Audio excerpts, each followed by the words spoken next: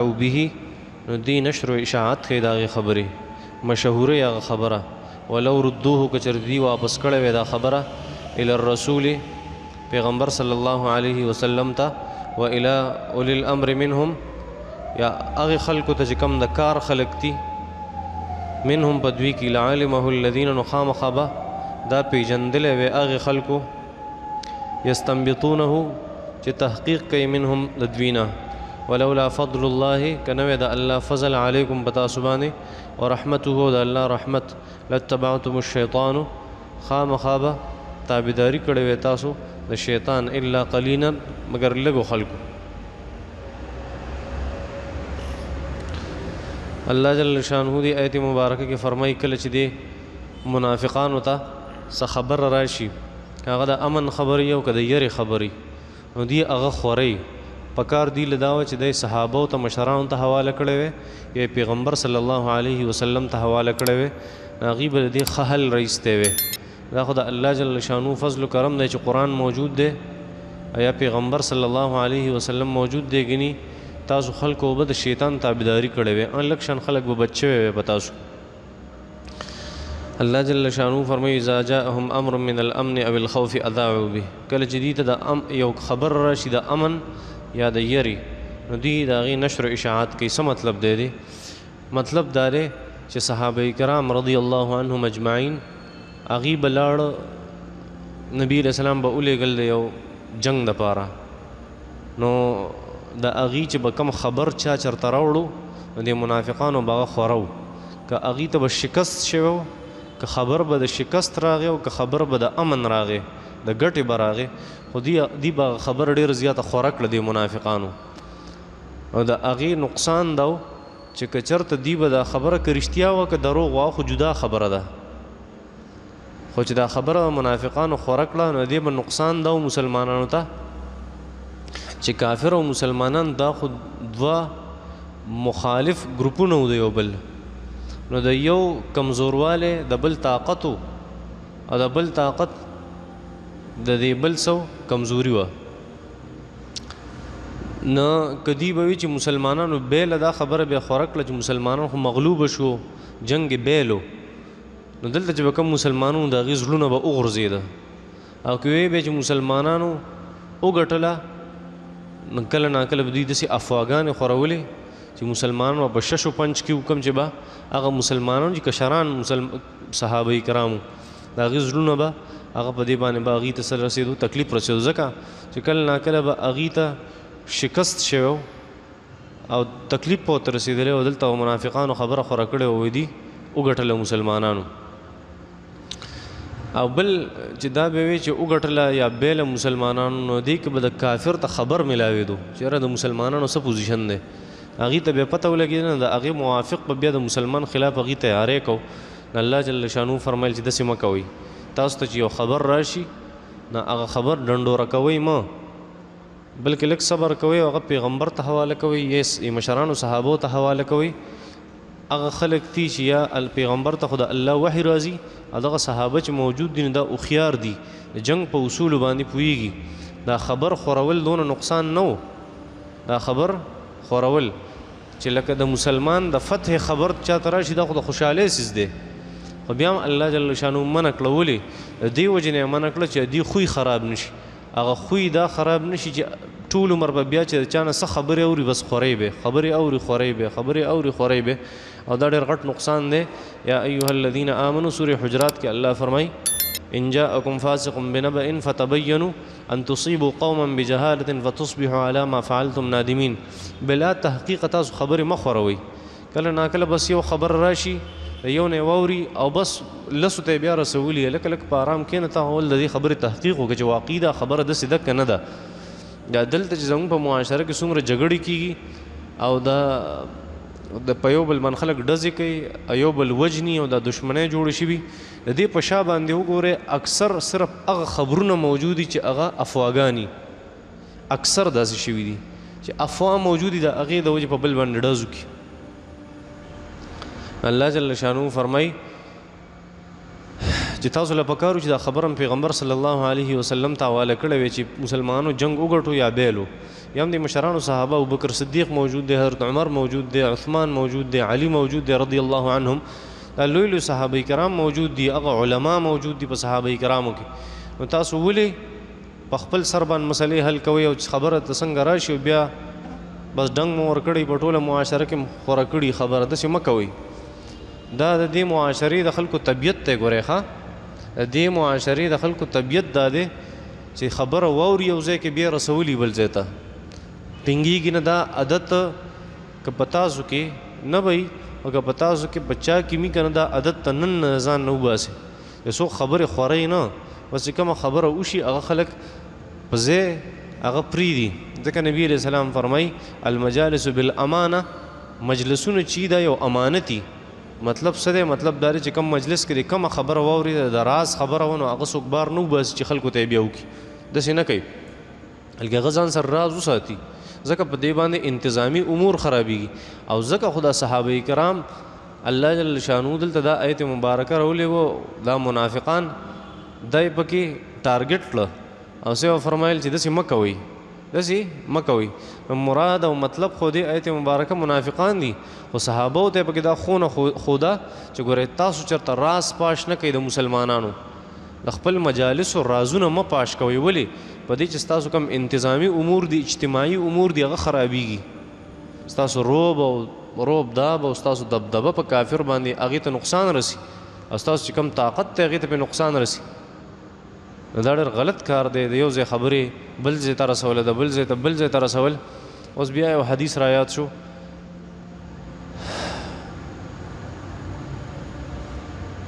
نبی کریم صلی الله علیه وسلم بهر روت حضرت ابوبکر صدیق رضی الله تعالی عنہ سره تقریبا ترمذی کی روایت ته نبی علیہ الصلوۃ والسلام مبارک داس یو څنګه راما تکلشنا داسې په منځ دوه کړه، یوې په یو قبر نه لکړه بلې په بل قبر نه لکړه. ابوبکر صدیق رضی الله تعالی عنہ تاسو کو یو روایت کې بل صحابي مرضی یا رسول الله دا څه وجه ده چې تا دا شنې څانګې په دې قبرونو باندې نه لیکړي؟ نبی علیہ الصلوۃ والسلام او فرمایل دې ته ډېر سخت عذاب الله جل شانه ورکو. نو ما وی چې کېدې شي دې د وجه الله جل شانه په دې باندې هغه عذاب هغه سپک کېدې شي الله جل شانه دې د وجه نه عذاب په سپک. دا خبره خو واضحه ده چې په قبر باندې شین بوټي کرل پکار دي او دومره شین بوټي چې هغې زیلې نه خورېږي او قبر نه خرابوي. نو پکار دي چې سړی پې هغه وکړي. هغې وجه دا ده چې یو خو دا تسبیح وایي د الله جل شانو. غټه خبر دا چې سنت یې نبي علیه الصلاۃ مستحب طریقه ده چې نبي علیه الصلاۃ والسلام مبارک یو ډکې نال کو شین په هغې باندې او دا یې وفرمایل چې کېدی شي الله جل شانه د دې د وجې نه پې چې کوم عذاب دی هغه سپک شي. نبی علیہ الصلوۃ والسلام مبارک نے تپوس شو یا رسول الله د دوانو کسانو له عذاب الله ولې ورکو، سخت عذاب الله په قبر کې ولې ورکو؟ نبی علیہ السلام مبارک فرمایل کم چې دا یو کسو نو د بزان د ګندګي او د امتیازو او د بولو نه ساتو، د ګندګي نه به ځان نه ساتو، ګندګي به پسې و همیشه په هغې کې به عبادت کو. او کم چې دا دویم کس ته نبی علیہ الصلوۃ والسلام فرمایل د به همیشه دوه جنګول، د به همیشه دوه د جنګولو کوشش به کو. الله جل شانو په قبر کې دی له عذاب ورکو نو ما به څنګه نه لیکل کېدی شي الله جل شانو په رحم وکړي، کېدی شي الله جل شانو په رحم وکړي. دا ډېر خطرناک چیز دی. ښه الله جل شانو فرمایي ښه په دې آیت مبارکه کې یو بله خبره ده. هغه خبره ده چې کله تاسو ته داسې یو کار راشي چې تاسو په هغې کې چې د هغې نه نقصان جوړېدی شي او یا ته په هغې باندې پوره نه پوهېږي نو هغه خبره خپلو مشرانو ته حواله کول پکاري. پوهېږئ په دې خبره؟ دا خبره هم غلطه ده چې سړی بغیر د مشر نه کار نشي کولی. دا خبره ټیک نه ده. سړی بغیر د مشر نه کار نشي کولی، دا هم غلطه ده. خو دا هم غلطه ده چې یو سړی هغه کې د کار صلاحیتي خو هغه ته یو کار داسې راشي چې هغه کار کې د شش و پنج کې او د خپل مشر سره مشوره نه کوي په هغې کې. ځینې کارونه د انسان د سوچ او د فکر نه هغه بالاتر یو دی پې نه پوهېږي او د مشران پې پوهېږي نو په هغې کې بیا د مشرانو سره مشوره هغه پکاري. نو دا خبره ته ثابت شو چې پیغمبر ته خپل کار په حواله کوي، هغه پیغمبر دی موجود دی، هغه ته وحي راځي نو هغه به د دې حل وباسي. او دویم چې هغې خلکو ته په حواله کې چې کوم صحابه کرامو کې هغه پوهه خلک دي. پوهه خلک دا مطلب دی چې هغوی تحقیقي هغه محققین دي، تحقیق کې دی او خبرې هسې بیسه هغوی د جذباتو نه کار نه اخلي. په یو جنګ کې نبي علیه صلات وسلام صحابه کرام الکانو نوجوانانو هغوی مونږ په دې قلا باندې ورځو. نبی علیه صلات وسلام مبارک نه منله، بس هغوی عزت کو. نبی علیه السلام ورپرېښوده چې لږ ساعت نه شوی دومره کوتری پکې وکړه چې د بره نه بې غشي ورېده. بیا تقریبا حضرت علی رضی الله تعالی عنہ نور مشران صحابه ورسره هغوی چې کله د قلا نه تاو شو نو قلا تقریبا قلا د خیبر وه چې حضرت علی رضی الله تعالی عنہ د هغې دروازه په یو لاس باندې د یخ نه رایستې وه چې هغه به څو پهلوانانو هغه دروازه کلاوله. نو دا د مشرانو د هغې خپل یو حیثیت دی. الله جل شانو فرمایي ولو ردوه الی الله ولو ردوه الی الرسول و الی اولی الامر منهم. که چېرې دوی دا مشرانو ته دا خبره په حواله کړې وی لعلمه الذین یستنبطونه منهم، نو دوی به پیژندلی وی هغه تدبیری جهاد، د جهاد صحیح طریقه به یې ته ښودلی وی چې یاره شکست او فتحه د دې طریقې کار څه دی، او بل دا به یې راته ښودلی وی چې یاره دا خبره دا د شایع کولو ده که د شایع کولو نه ده، تاسو یې مشوره کې یا مې مشوره وی. نو دا به مشرانو نه زده کوي خلک. ښه ولولا فضل الله علیکم ورحمته لاتبعتم الشیطان الا قلیلا. الله فرمایي تاسو به ټول د شیطان تابعدار وئ، ګډ وډ کارونه هم کولې. خو دا د الله فضل موجود دی او رحمت موجود دی. الله فضل قرآن دی، قرآن موجود دی، د الله رحمت پیغمبر دی صلی الله علیه وسلم. فضل دا لفظ د قرآن دپاره الله جل شانو استعمال کړی په قرآن کې. فضل لفظ الله جل شانو په قرآن کې د قرآن دپاره استعمال کړی. ولولا فضل الله که د الله قرآن نه وي ورحمته د الله رحمت نه وي، د الله رحمت نه وي یعنې پیغمبر نه وي. وما ارسلناک الا رحمتا للعالمین، پیغمبر رحمت دی. نو که دا رحمت نه وي پیغمبر او دا قرآن نه وي لاتبعتم الشیطان الا قلیلا، تاسو به د شیطان تابعدار وئ. کم خلک به بچ کېدی ډېر زیات. دی وایي چې زه د امام صاحب سره ما مونځ کو او یو رکعت رانه شوی و. اوس ما د امام صاحب سره سلام وګرځو، حالانکه یو رکعت خو په ما باندې و.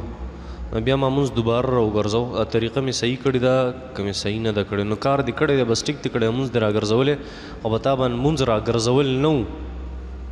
امام سره دې سلام ګرځولی نو بیا دې د مونځ خلاف یو کار نه دی کړی.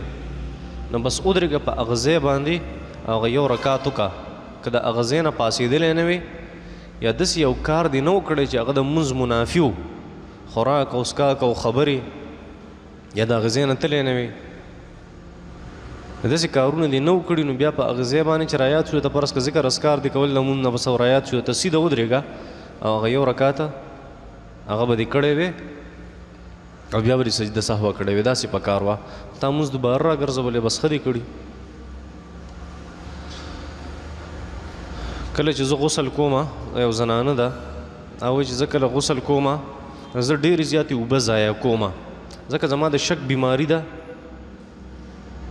او داسې علاج راته وښایه چې زما دا شک د اوبو د زیات استعمال لا ختم شي. ګوره یو خبره خدا ده چې کله انسان ته داسې قسمه بیماري چې اوبه ډېرې استعمالي شک یې ورته په غسل کې یا په اودس کې، د لومبی کار دی به خپله غسلخانه خپل ټایلټ دا به جدا جدا کړي. کوم ځای کې چې دی اودس کوي او غسل کوي دا هغه ځای به جدای او د استنجا واشروم وغیره دا به جدای. یو دا دویم دا چې د داسې نه کوي چې غسل او اودس په هغه ځای کې کوي کوم ځای کې چې اوبه سیوایي، بلکې د ده چې کوم غسلخانه ده هغې ته د دی کنیکشن نه راولي،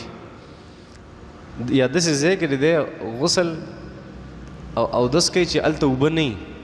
او د بل ځای نه ځان له په لوټه کې اوبه وړي هلته. نو دا ځان سره قانون یاد وساته چې په یو لوټه باندې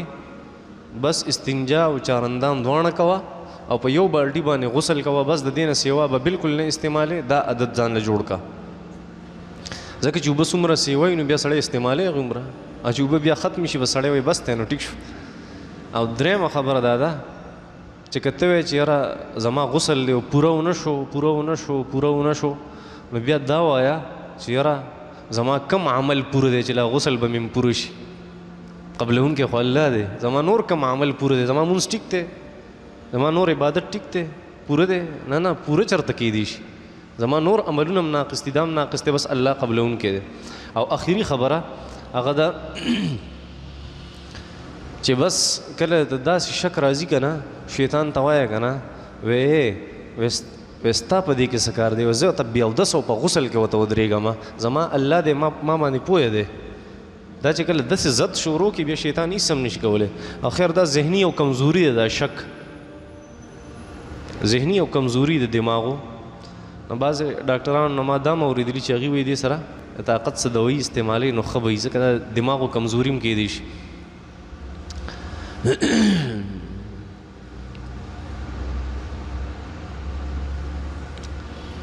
په سورة بقره کې تا یو آیت ویلی احل الله البیع وحرم الربا الله بیع حلاله کړې ده او سود حرام کړی تا وایي چې د مسلمانانو نه سود اغستل دا ناروا دي ځکه د مسلمانانو نقصان دی او بیا دې پکې دا هم وي چې د کافر نه سود اغستل ناروا دي اوس ته دا ووایه چې د کافر چې نقصان کېږي دا ښه خبره ده د کافر نه سود اغستل ولې حرام دي نو بله ورځ به ته دا وایې چې د کافر زنانه سره زنا ولې حرامه ده پوهېږې بله ورځ به دا وایې چې د کافر زنانه سره زنا ولې حرامه ده د خانداني منصوبه بندۍ باره کې ستاسو څه رایه ده خانداني منصوبه بندي دې ته وایي چې یاره حکومت وایي چې بچي کم راوړئ بچي کم راوړئ بچے دو ہی اچھے ګور یاد ساتئ ځان سره که خانداني منصوبه بندي دا مطلبي چې بچي بالکل بند کا دا حرام دی او ناروا ده یوه او که یا دا مطلبي چې زنانه چې د هغې کم بچیدانه د انګریزۍ که ته وومب وایي وومب که هغه ډاکټران کله ناکله ریمو کي ختمې کړي که هغه بچیدانه څوک ختموي دا هم حرام دی او ناروا ده او دریم که یو ماشوم د مور په خېټه باندې او 4 میاشتې شوي یا د 4 میاشتو نه سیوا یا 4 میاشتې شوي دې نه پس یو زنانه خپل ماشوم ضایع کوي دا هم ناروا دی او قتل دی نو بچی بندول که د خانداني منصوبه بندۍ دا مطلب نو بچی بندول ناروا دي او حرام دي که چېرته دا سوچي د انسان چې ما د قیمتي ډاکټر سره او د ښه ډاکټر سره مشوره کړې ده او هغه ماته ویلي چې ستا د زنانه ستا د ښځې صحت کمزوری دی او ته په بچو راوړو کې لږه ګزاره کوه نو بیا انسان د هغې دپاره د نظم تولید لاره اختیارولی شي نظم تولید دا مطلب دی چې په یو ترتیب سره بچي راوړه بې ترتیبه نه پوهېږې په دې خبره د هغې څه طریقه ده عزل د هغې یو طریقه ده عزل دا مطلب دی چې انسان د کوروالي په وخت کې چې کومه مني ده هغه ضایع کړي کومه خپله مني ده هغه څه کړي ضایع کړي دا یو طریقه کار دی نور ډېر زیاتې طریقې دي تاسو زما نه ښه پوهېږئ په دې خبرو باندې خو دا خبره دا به صحابه کرامو کول داسې عزل خپله مني به بار خارجولی نبي علیه صلات وسلام نه تپوس کو نبي علیه السلام اجازت ورکو چې که ستاسو ښځې تاسو له اجازت درکړي ټیک ده بلکې ډاکټر تا ته ووایي چې یاره بچي زر زر مه راوړه ځکه ستا ښځه کمزورې ده او د هغې په سینه کې دومره پی نشته چې ماشوم ته پوره کړي وخت پس بچي راوړه بیا هم درسته ده خو که چېرته د انسان دا سوچي چې دا بچي زه ډېر راوړم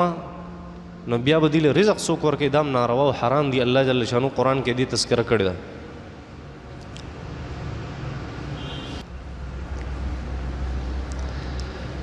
په کم قرآن کې چې په کم موبایل کې چې د قرآن او د حدیث سافټویر وي هغه ځان سره واشروم ته وړی شي که نه او واشروم ته وړی شي خو سکرین به پې کولاو نه ساتي چې د قرآن سکرین پې کولاوي هغې چې کوم تا کولاو کړی او یا د حدیثو څه کتاب وي او د هغې سکرین دې کولاو کړی نور د هغې وړل جایز دي بلکل ښه ګورې نه یو سړی حافظ قرآن دی په دماغ او په زړه کې قرآن دی واشروم ته ورځي څه نقصان نشته ته کله ناکله په یو مسله باندې وایې چې دا سنت او مستحب دي حالانکه موږ خدا ویلي چې سنت جدا شی دی او مستحب جدا سیز دی ای مسلمانه ګوره یاد ساتئ زه چې کله ویم دا سنت او مستحب دی دا مطلب نه چې دا دواړه دي صحیح ده سنت جدا سیز دی مستحب جدا سنت هغې ته وایي چې ما واظب علیه النبي صلی الله علیه وسلم نبی علیه السلام چې په کوم څیز همیشوالی کړي هغې ته سنت وایي کله ناکله د عذر د وجې پرېښي وي او مستحب دی ته وایي چې ما فعله النبي صلی الله علیه وسلم مرة وترکه اخرى یو پیره نبی علیه السلام کړي کله پرېښي دي ته څه وایي مستحب وایي نو زه چې کله دا ووایم چې دا سنت او مستحب دي نو دې مطلب دی چې دا کار مستحب دی خو ثابت دی د سنتو نه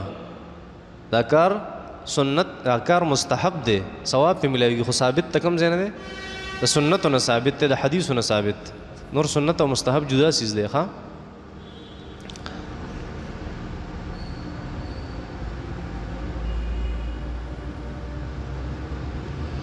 زه چې کله په مانځه کې ولاړ یم نو سجدې نه چې زه پاسم قیام ته نو زه خپل لمن سیټ کوم برابروم نو چا ماته وي چې ستا ټول لمونځونه نه دي شوي لمونځونه دي شوي دي ښه او په داسې قسمه عادت خو نه دی پکار انسان له پکار دي داسې کمیز جوړی د خپل ځان دپاره چې هغه انخلي نه او که چاته داسې شک کېږي چې یاره لاندې کمیس مې ونښتو نو په یو لاس دې سمئ دې کې څه نقصان نشته کم کار چې د منګزار د فایدې دپاره په هغې باندې مونځ نه مکروه کېږي ښه مونځونه دې شوي دي په دې کې څه نقصان نشته د محرم روژه مې نیولې وه بدقسمتي مې وه چې په غوږ کې مې د لامبلو په وخت اوبه لاړې زما د روژه نه ده شوې ولې نه ده شوې په غوږ کې که اوبه لاړ شي نو دې کې څه نقصان نشته ښه او که په قص پکې چا ور واچولې نو بیا پې روژه ماتېږي نه روژه پې نه ماتېږي وصلی الله تعالی علی خیر خلقه محمد و آله